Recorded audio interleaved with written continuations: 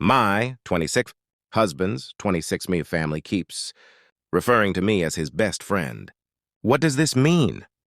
My in-laws keep referring to me as my husband's best friend, but I am his wife and their daughter-in-law. They don't seem to think it's weird at all. Thanks to everyone who offered helpful advice, and to those who have been kind in sharing their own experiences. I'm sorry to hear that this is not exactly a unique experience, unfortunately. For my relationship with Robbie's family, shit has hit the fan. Yesterday afternoon, Robbie and I were invited over to his parents' house for dinner.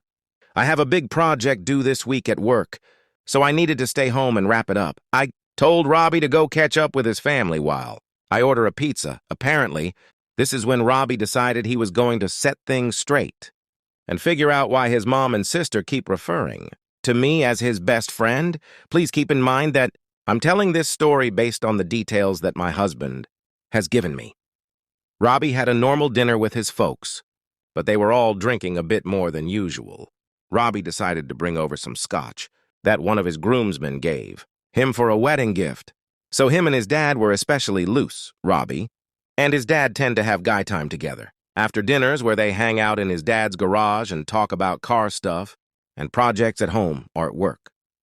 This is where Robbie confronted his dad about the whole situation. From what I can tell, it took some coaxing to get this information out of Fael, but eventually he admitted to Robbie that my Mill and Sil and him were all in on some sort of bet as to how long mine and Robbie's marriage was going to last. Fael bet that we would stay together, whereas Mill bet less than 1 year, and Sil bet less than 6 months.